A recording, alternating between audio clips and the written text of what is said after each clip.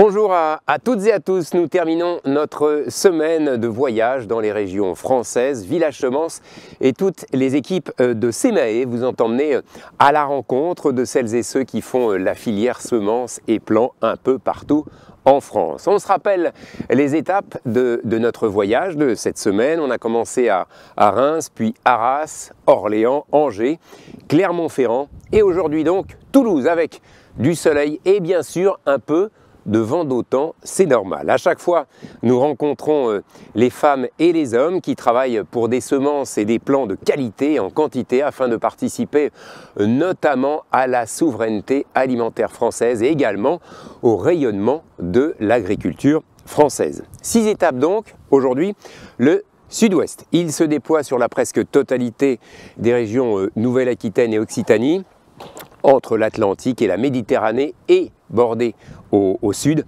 par la chaîne des Pyrénées qui est tout au long derrière moi, malheureusement légèrement dissimulée par les nuages. Ce matin c'était superbe, on voyait la neige dessus.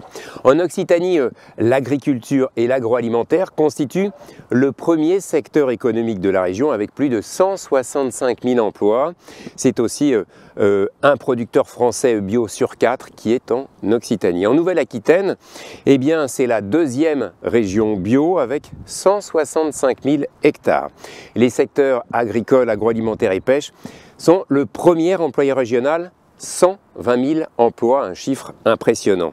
C'est aussi la seconde région agricole d'Europe pour sa valeur de production. Dans le sud-ouest, on va trouver 36 stations de création variétale, 5 103 agriculteurs multiplicateurs et 43 usines de production.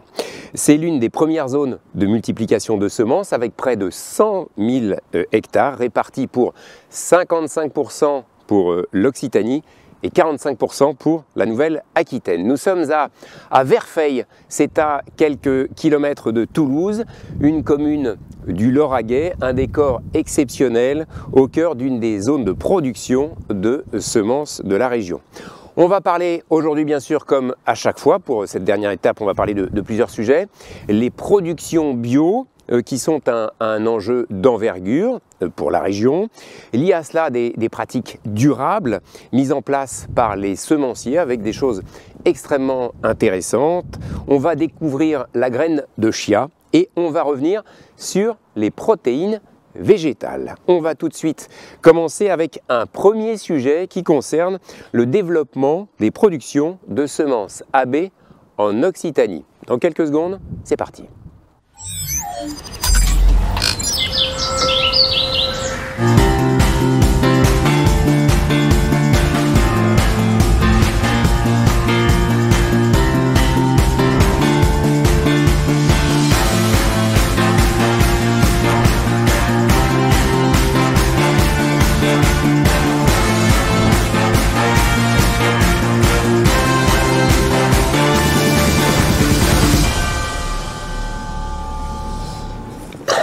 Voilà, on commence cette émission sur le plateau de Village Semences à Verfeil, à proximité de Toulouse, avec un beau soleil, un peu de vent, des invités qui ont, je l'espère, la bonne humeur. On va parler d'un sujet, je le disais, qui concerne le développement des productions de semences AB en Occitanie. 4 invités pour cela. Anne Glandière, bonjour. Bonjour. Les micros, bonjour. Voilà, très près du menton pour qu'on vous entende bien. Et vous êtes agroéconomiste chargé de mission agriculture AB pour la Chambre régionale ouais, d'agriculture d'Occitanie. À vos côtés, Claude Guibert, agriculteur AB, c'est ça? Oui, tout à fait. Et vice-président de? Et vice-président de l'interprofession bio d'Occitanie. L'interprofession bio d'Occitanie, avec l'accent, c'est merveilleux. Vous êtes le meilleur porte-parole qui soit, si j'ose dire. Merci. Daniel Gerber, bonjour. Bonjour, donc Daniel Gerber, moi je suis l'agriculteur de l'étape, puisque j'habite juste à 5-6 km d'ici. Voilà, et vous allez nous parler de votre activité. Et puis, dernier invité, Serge Rostomov, bonjour. Oui, bonjour. Directeur technique de l'entreprise Agribio Union, c'est ça? C'est bien ça, c'est une union de 6 coopératives régionales qui fédèrent 6 coopératives bio. Donc voilà, aujourd'hui 1500 producteurs, à peu près 100 000 tonnes de collecte. Donc un intervenant important sur la région au niveau bio. Effectivement, un intervenant important. On va commencer avec Anne Glandière. Je rappelle donc agroéconomiste, chargée de mission agriculture AB pour la Chambre régionale d'agriculture. Il y a un projet de l'action même, plus que du projet, pour développer la production AB dans la région. Quel est l'état d'esprit, quel est le projet?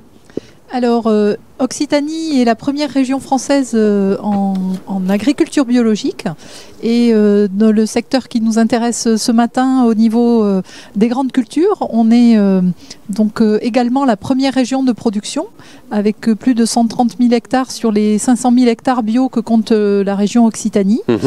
Et donc 130 000 hectares de grandes cultures, ça fait des besoins en semences bio relativement importants. Qui bougent, quelques bruits parasites.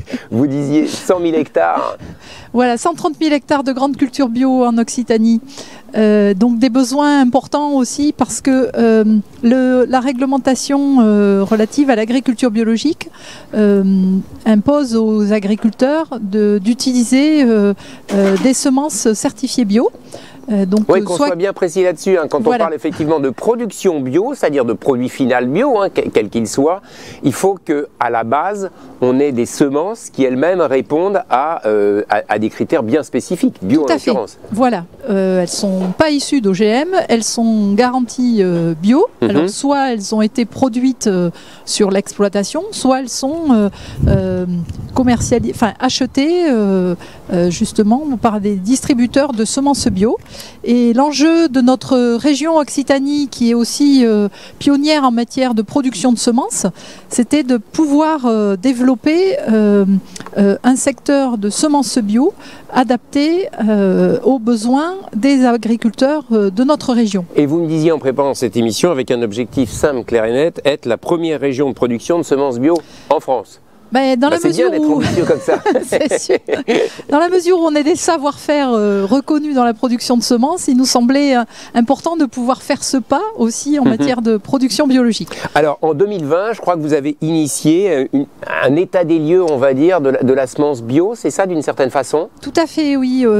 Donc au niveau d'un collectif de travail régional, au sein d'Interbio Occitanie, donc Claude Gibert en détaillera un petit peu plus tout à l'heure, nous avons engagé un état des lieux en fait de la situation d'abord au niveau des agriculteurs multiplicateurs de semences bio, pour comprendre justement quel était l'intérêt qu'ils avaient à produire de la semence bio, quels freins ils pouvaient rencontrer pour augmenter justement la production. On a enquêté également les établissements semenciers pour voir aussi de leur côté quels étaient leurs besoins en production de semences et quels freins ils voyaient aussi à un plus grand développement de la production de semences bio. Et enfin auprès des distributeurs avec les mêmes questions aussi pour pouvoir faire un état des lieux complet et pouvoir à partir de 2021 donc engager un plan d'action en faveur du développement de la production de semences bio. Donc 2020, l'état des lieux, le rendu de la copie finale finalement de cet état des lieux, ce sera quand? Ce sera pour la fin de l'année? C'est en cours? Alors l'état des lieux, on a eu déjà un rendu fin novembre à l'occasion de rencontres régionales autour de la semence bio. Qui avait réuni une cinquantaine ou une soixantaine de participants, malheureusement en format distanciel, comme on dit. Hein. Voilà. Et pas en présentiel, comme on a la chance ici d'être en extérieur avec le vent qui fait que c'est la fête. Et alors, le résultat? Et le résultat, ça a été effectivement de valider les axes de travail à conduire pour 2021 dans l'accompagnement des producteurs multiplicateurs existants pour les aider à lever les freins techniques qui peuvent exister au niveau de la production de semences bio, notamment par rapport à la gestion du désherbage, à une trouver une meilleure régularité dans les rendements de production. Tout ça donc en s'appuyant sur le savoir-faire des agriculteurs multiplicateurs. Et en créant des collectifs autour de ces producteurs. L'idée étant de convertir, j'utilise le terme de convertir positivement, hein, activement, des agriculteurs multiplicateurs de passer au bio. C'est un petit peu l'objectif aussi d'une certaine façon. Hein. C'est effectivement l'objectif notamment des établissements semenciers qui voient l'intérêt de travailler déjà avec des agriculteurs qui connaissent les exigences du métier de la semence. Bien sûr. Et qui peuvent être intéressés effectivement par la production de semences bio compte tenu des besoins en région. Claude Guibert, vous êtes agriculteur AB, en quoi d'ailleurs? Oui, en polyculture végétale. En polyculture végétale. Et on fait des céréales, des légumineuses, des fruits et légumes et de la transformation. Comment est-ce que vous voyez l'action qui est menée notamment par la Chambre régionale d'agriculture par rapport au bio? Quel est votre regard? Disons que en tant que producteur, aujourd'hui on a de gros besoins en semences bio sur beaucoup d'espèces, sur quasiment toutes les espèces, où on est aujourd'hui en manque de production pour pouvoir justement répondre après au cahier des charges agriculture biologique et qui démarre au départ par de la semence issue de production biologique. Et on est aujourd'hui en fort déficit sur pas mal d'espèces, notamment tout ce qui est légumineuse et semences potagères, mais ça c'est peut-être pas le lieu, mais et même en blé sur des variétés. Non mais c'est toutes les semences, vous savez, hein, cher monsieur. Sur des productions de blé, notamment adaptées à la zone sud-ouest, on a de gros soucis d'accès aux semences bio. Vous êtes vice-président d'Interbio, oui. C'est ça? Interbio, si on essaie de définir. C'est l'interprofession régionale de l'agriculture biologique qui réunit tous les acteurs de la production à la fabrication et à la distribution de produits alimentaires bio. Pour fédérer finalement tout le monde, tous ces acteurs avec une orientation, le bio. C'est ça? Tout à fait, oui. Qui n'intervient que sur les productions biologiques, mais qui est là pour faire un travail de filière, on appelle, bien sûr. Et d'arriver à mettre tous les acteurs intervenants dans la même filière autour de la table. Et on est notamment à l'initiative de ce que vous expliquez, Anne, tout à l'heure, tout le travail qui a été fait sur la filière semence et qui va être développé, j'espère, avec succès d'ici un an. Justement, si on fait le focus sur la filière semence, vous dites qui, j'espère, va être développée avec succès d'ici un an, il y a des objectifs derrière pour dire, voilà, on aimerait que tant de professionnels de la semence passent au bio, quelles sont les actions à mener pour les accompagner? Disons qu'il y a un objectif prioritaire qui est celui de produire des semences bio, comme le disait Anne, être le premier producteur de semences bio en France, qui est un objectif peut-être ambitieux mais atteignable. Mais on va tout faire pour y arriver. Et en mettant autour de la table tous les intervenants de la filière, ça permettra, j'espère, d'arriver à cet objectif, certes ambitieux, mais réalisable. D'accord. À vos côtés, Daniel Gerber, je rappelle que vous êtes agriculteur multiplicateur de semences AB. Comment est-ce que vous voyez ça? Vous êtes aussi sur le terrain. Quel est votre regard sur ces actions pour tendre vers plus de bio, plus de semences bio? Alors, je dirais, en ce qui me concerne, j'aurais plusieurs casquettes presque. Puisque non seulement, effectivement, je suis agriculteur avec production de céréales et semences, mais par ailleurs aussi je suis impliqué dans les organismes coopératifs régionaux, puisque je fais partie d'Agribio Union en tant qu'administrateur. Et on s'aperçoit qu'effectivement, ce que vient de dire Claude, c'est que quand on ouvre un sac et qu'on est prêt à le semer dans notre champ, on s'aperçoit que les semences viennent des fois de très loin. Et on le regrette. Et on le regrette. Parce qu'on se dit que des fois, est-ce que vraiment cette semence est adaptée? Alors bien sûr, on nous le dit qu'elle est adaptée à notre terrain, mais on se dit que peut-être qu'il y a mieux, c'est différent. Et surtout, on a un savoir-faire au niveau régional de production de semences qui date de plus de 50 ans. Ce que vous voulez dire, c'est qu'on a tout ici finalement pour faire soi-même de la semence bio et qu'après tout, il faut y aller, quoi. On a les installations, alors, comme toujours, on a des vieilles habitudes. Vous savez, quand on était dans du conventionnel et après, il faut changer les habitudes, c'est pas toujours facile. Oui. La réglementation bio est quand même assez draconienne et heureusement. Donc, ça sous-entend des investissements, d'installations, des sites dédiés pour le bio et tout ça, bien sûr, coûte de l'argent. Donc, on vit dans l'agriculture des temps assez difficiles. Donc, tout ça, c'est des choix. C'est de s'apercevoir. Alors pour longtemps le bio est resté un marché, on va dire, on le regardait de côté puis on se dit ouais bon c'est un petit marché de niche, etc.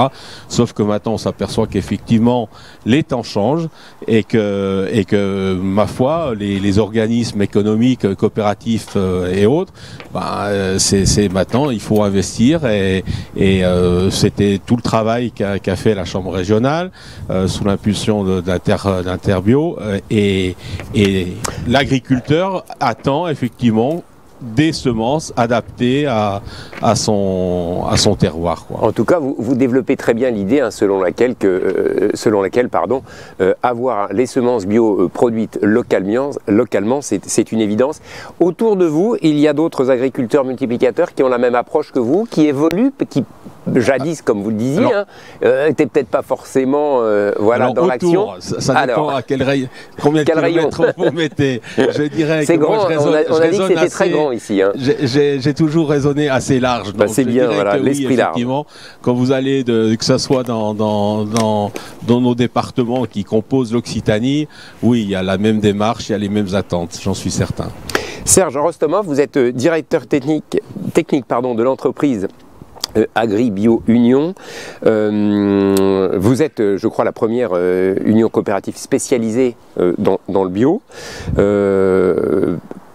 Quel est votre regard sur cette évolution, cette transformation, vous aussi, que vous pouvez observer ici? C'est une vraie tendance? C'est une tendance qu'on a essayé tout à l'heure on a parlé d'échanges, de groupes d'échange entre les producteurs, les semenciers, les obtenteurs. Donc c'est un travail qui a toujours été fait au niveau de notre union de coopératives. Et je suis très content aujourd'hui que l'Interbio avec la Chambre régionale travaille ce dossier-là de façon plus concrète. Aujourd'hui le bio s'est beaucoup développé et les besoins restent conséquents. J'ai entendu là autour de la table de la proximité, aller chercher des semences à l'autre bout de la France, ça coûte cher. Donc à la fin c'est quand même le producteur qui va payer ce coût de transport. L'adaptation régionale c'est quelque chose de très très très important. C'est-à-dire, va souligner ça, l'adaptation régionale? C'est-à-dire qu'on a besoin de variétés qui sont adaptées à notre terroir. On a un climat ici qui est particulier. Alors on a le soleil, on a le vent. On a besoin de variétés adaptées, plus précoces par exemple. On a des maladies qui sont différentes dans le sud-ouest qu'on ne va pas retrouver dans le nord de la France. Par exemple, on a la rouille brune ici qui est une maladie très importante pour nous et qui est vraiment spécifique au sud de la France. Donc on a vraiment besoin de cette adaptation. On a aussi besoin de cette adaptation par rapport au marché. C'est-à-dire qu'aujourd'hui on a des clients locaux qui nous demandent des variétés spécifiques vraiment adaptées à la région pour transmettre cette image de circuit court. Je produis localement et je le transforme. Et ça compte énormément aujourd'hui. Un agriculteur, il est toujours en face avec son marché. Donc s'il produit quelque chose, bien sûr, il faut que sa variété, son espèce soit adaptée à son terroir et à ses besoins, mais il répond à un marché, parce que c'est ce marché qui va le rémunérer. Donc c'est important aussi de regarder l'ensemble de la filière, d'où l'intérêt des actions d'Interbio, c'est-à-dire dans Interbio, on va retrouver à la fois des producteurs, des transformateurs et des clients au bout. Donc c'est important cet échange, je dirais, de façon très transversale. Est-ce que les mentalités ont vraiment beaucoup évolué? On a vu que vous le dites, qu'il y a une évolution. Les mentalités ont plus peut-être évolué ici qu'ailleurs en France par rapport au bio, aux semences bio notamment, et au bio en général, aux productions bio. Qui veut répondre? La table est ouverte. Par rapport aux productions bio, effectivement, la dynamique de développement de l'agriculture biologique est très ancienne en région. Elle date des années... alors les pionniers dans le Gers et dans l'Aveyron, c'est les années fin des années 60-70. Et il y a vraiment eu un essor dans le courant des années 90 et début 2000 qui s'est à nouveau redynamisé à partir de 2010-2015 avec notamment des aides pour l'engagement dans l'agriculture biologique aux agriculteurs beaucoup plus significatives. À partir du moment où il y a des incitations aussi et quelques contraintes parfois, ça permet de faire avancer un peu plus vite les choses par la force des choses. Oui, alors on a eu la chance également en région d'avoir un appui significatif du Conseil régional qui, dès les années 2000, a engagé des plans de développement de la bio à l'échelle régionale qui ont été aussi des leviers intéressants pour dynamiser et crédibiliser la production biologique. Claude Gibert. Ouais, si je peux me permettre de rajouter aussi, on a quand même, si on prend la ferme France, on a quand même des particularités de production et on n'est pas forcément au rendez-vous sur la production de masse dans nos terroirs du sud-ouest et d'Occitanie en particulier. On n'est pas forcément on n'a pas des très hauts potentiels de production. Ce que vous voulez dire, c'est qu'on peut bien faire, hein, c'est un bon élève, vous voyez, mais qui n'est pas encore dans le tiercé. Il a les compétences pour, mais voilà, il faut continuer, c'est ça? Bien sûr, on a des compétences certaines, ça, il n'y a pas de souci, mais en plus, on a un potentiel économique sur la ferme France conventionnelle qui n'est pas forcément aussi élevé qu'ailleurs. Dites-moi, vous pourriez être ministre de l'Agriculture, vous, là, hein, pour embarquer toutes les régions de France parce que ça traduit aussi l'évolution qu'on a. Et si on est la première région productrice en volume et en surface bio, c'est pas le hasard. C'est que on a des problématiques technico-économiques que n'ont pas d'autres régions de France. Alors, ils ont d'autres problématiques à eux, donc ça, je les leur laisse. Mais c'est vrai que ça explique aussi le développement un peu plus rapide que dans les régions d'à côté. Des problématiques technico-économiques, c'est-à-dire qu'un manque de moyens techniques, un manque d'argent pour vous accompagner dans le développement du bio, des semences bio par exemple? Non, pas forcément. C'est pas un manque ni de référence ni de moyens. Oui. C'est que géologiquement et climatiquement et en production agricole, on n'a jamais produit des blés à 5 quintaux ici. D'accord. Contrairement au centre de la France qui y sont depuis une vingtaine d'années, nous on n'y arrivera jamais. Daniel Gerbert, une petite réaction? Oui, donc pour compléter les propos... Agriculteur multiplicateur, je le rappelle. Oui, pour compléter les propos de Claude, ce qui sous-entend, l'agriculteur est un homme très pragmatique. Il s'aperçoit que de toute façon, il n'aura pas il court pas dans la même catégorie que certains agriculteurs du nord de la France. Mais c'est un chef d'entreprise aussi. Bien sûr. Et donc, de facto, comme il n'a pas non plus les potentiels de production qu'ont nos collègues du nord de la France, forcément, il faut s'adapter. Et donc, normalement, l'agriculteur, il essaye de compter quand même, malgré tout, et donc, il s'aperçoit que des fois, le choix de la bio n'est pas, non, pour certains de mes collègues qui sont passés en bio, c'est pas forcément philosophique comme ont pu l'être les pionniers. C'est des gens qui se disent non seulement, effectivement, les marchés en conventionnel, les prix sont relativement bas, alors qu'il y a heureusement encore un delta avec les productions bio. Non seulement j'ai pas les rendements qu'on peut avoir, et puis j'ai une sorte de plafond de verre au niveau des rendements. Donc, quelles sont les alternatives? Quelles sont les alternatives des producteurs comme pour des raisons justement climatiques, géologiques, de topographie? Nos collègues agriculteurs donc du Lot-et-Garonne ou du Tarn-et-Garonne ont eu historiquement des productions à plus forte valeur ajoutée. Ici, on est dans des régions, comme vous pouvez le voir autour de vous, essentiellement céréalières. les céréales pendant juste dans les années 90, 2000 et encore un peu plus, à la limite, on s'en sortait bien. Et sur certaines exploitations, forcément, il y a eu la question de se dire comment je peux mieux m'en sortir. Et effectivement, économiquement notamment, on est bien d'accord. Bien sûr, comment je peux m'en sortir un peu mieux économiquement. Et surtout, il y a eu une forte progression en termes de techniques de production bio, c'est-à-dire du matériel adapté, je prends des herséteries, des bineuses un peu plus pointues, du matériel. On a eu tout simplement le RTK, c'est-à-dire le guidage GPS, etc., qui permet d'arriver à des techniques de production, en particulier, que ça soit même des cultures d'été, en soja, en maïs, où on arrive à être un peu plus précis et travailler beaucoup, beaucoup mieux que ce qu'on pouvait le faire il y a même 20 ans en arrière. Donc forcément, c'est beaucoup de paramètres. Non seulement effectivement c'est l'attente sociétale sur les matières premières bio, forcément, c'est ce qui aspire un peu tout. Et derrière, la volonté effectivement de suivre cette évolution, d'avoir les technologies, les semences, puisqu'on est là pour les semences adaptées, du matériel adapté pour cultiver ces productions, et après des prix qui correspondent encore effectivement à quelque chose qui peut être plus rentable des fois que certaines productions bio. Alors, parce qu'on est ici. Ici, en blé, on sert certains, on va dire, on va faire 60, 65 quintaux en blé tendre, exceptionnellement, certains beaucoup plus, mais la moyenne, elle n'est pas beaucoup plus élevée que ça, et peut-être même moins, alors que peut-être nos collègues du nord de la France arrivent plus facilement à 80 quintaux, 85 quintaux, si c'est pas plus. Et donc, finalement, on a un handicap qu'on cherche à corriger d'une manière ou d'une autre. Serge Rostomov, vous corroborez les propos de Daniel. Et vous me disiez en préparant cette émission, on a des producteurs, on a des outils, on voit que ça bouge. Il y a de l'innovation technologique aussi, bien sûr. C'est important, évidemment, pour rendre ça plus rentable, plus efficient.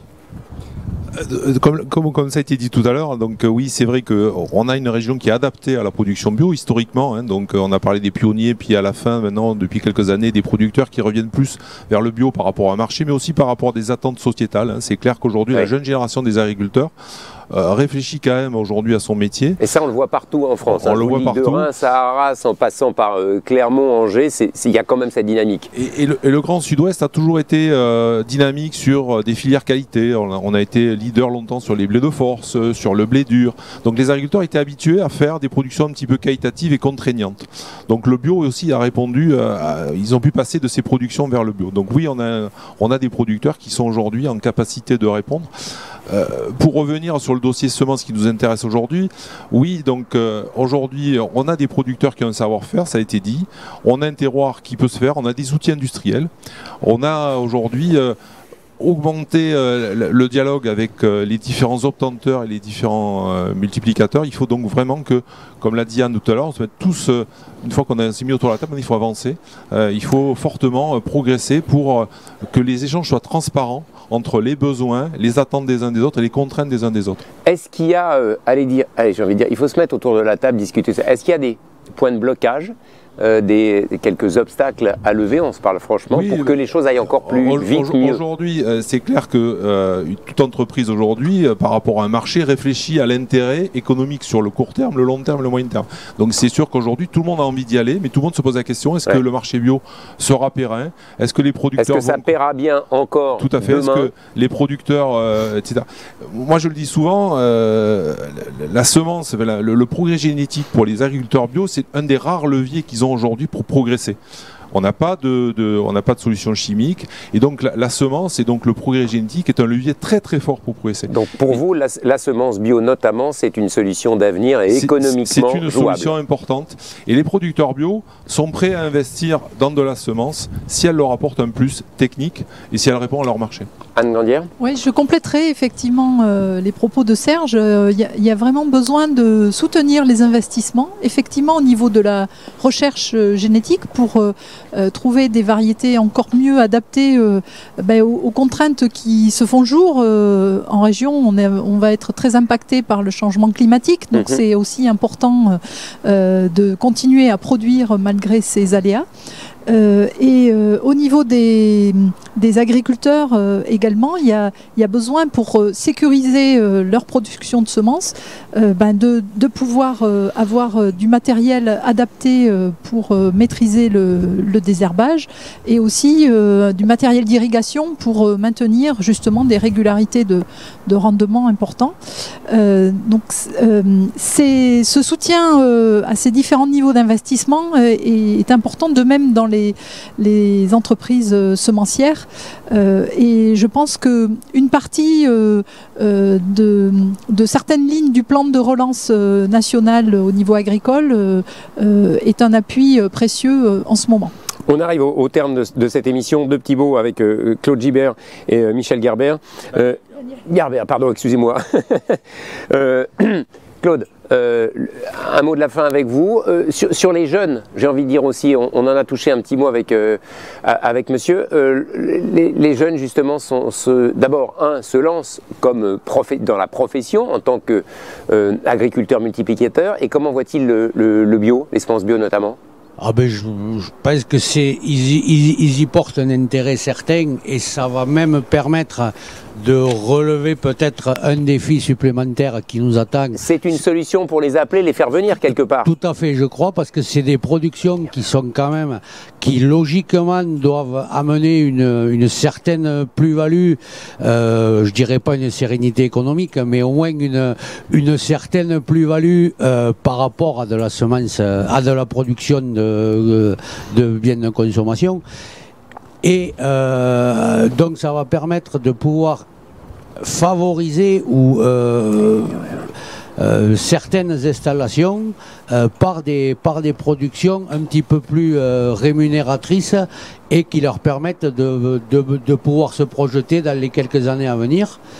Et je crois aussi plus largement qu'il y a aussi l'attente de toute une filière sur la transformation et la fourniture de produits agricoles et de produits alimentaires régionaux. Et je crois que dans la mesure où on arrivera à sécuriser les productions par l'accès à des semences adaptées, on arrivera à développer et à maintenir les filières qui ont commencé à exister déjà. Daniel Gerber, un petit mot pour terminer. Comment est-ce que vous voyez l'avenir ? Moi, vous voyez, tout ce qu'on a autour de nous, c'est jamais fait en un jour non plus. Donc moi, je suis assez confiant, c'est-à-dire on voit qu'en quelques années déjà, les mentalités évoluent. Moi, ce que j'attends, effectivement, c'est, Serge l'a évoqué, c'est qu'on alloue des moyens. Alors, il peut y avoir le plan de relance, il y a la volonté des organismes coopératifs, des semenciers, d'aller tous dans le même sens, mais je suis confiant sur la capacité d'adaptation et de transformation des agriculteurs d'Occitanie pour aller dans ce sens-là. Merci à tous les quatre d'avoir participé à ce sujet. On fait un petit retour sur Paris, une petite pause, et on se retrouve dans quelques minutes pour parler d'autres sujets ici à Verfeil, à côté de Toulouse. À tout de suite.